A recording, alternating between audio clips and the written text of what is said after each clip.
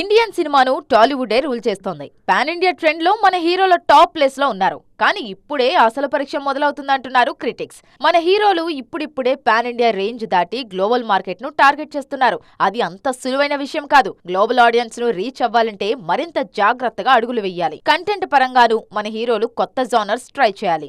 Present pan India cinema అంటే mass action అన్న ముద్ర పడిపోయింది. ఈ రూల్ ను బ్రేక్ చేయాలి. ఆల్రెడీ ఆ ప్రయత్నాలు ప్రారంభమయ్యాయి. కల్కితో డిఫరెంట్ జోనర్స్ కు పాన్ ఇండియా మార్కెట్ క్రియేట్ చేశారు ప్రభాస్. ఇప్పుడు మహేష్, అల్లు అర్జున్ కూడా ఇదే ట్రెండ్ ఫాలో అవుతున్నారు. మేకింగ్ పరంగాను మన స్టాండర్డ్స్ మరింత పెరగాలి. గ్లోబల్ ఆడియన్స్ ను రీచ్ అవ్వాలంటే విజువల్ క్వాలిటీ చాలా ఇంపార్టెంట్. ముఖ్యంగా గ్రాఫిక్స్ విషయంలో మరింత కేర్ తీసుకోవాలి. అప్పుడే పాన్ ఇండియా రేంజ్ లో ప్రూవ్ చేసుకున్న మన స్టార్స్ గ్లోబల్ రేంజ్ లోను అదే స్థాయిలో సత్తా చాటుతారు. ప్రెజెంట్ మన మేకర్స్ ఆ దిశగానే అడుగులు వేస్తున్నారు. ఆల్రెడీ మార్కెట్ రేంజ్ పెరిగింది కాబట్టి బడ్జెట్ సమస్యలు ఎలాగూ లేవు. అందుకే ఇప్పుడు సినిమా స్పాన్, మేకింగ్ క్వాలిటీ మీద దృష్టి పెడుతున్నారు. అప్కమింగ్ సినిమాలతో గ్లోబల్ మార్కెట్లోనూ మన జెండా ఎగురవేయాలని గట్టిగా ట్రై చేస్తున్నారు.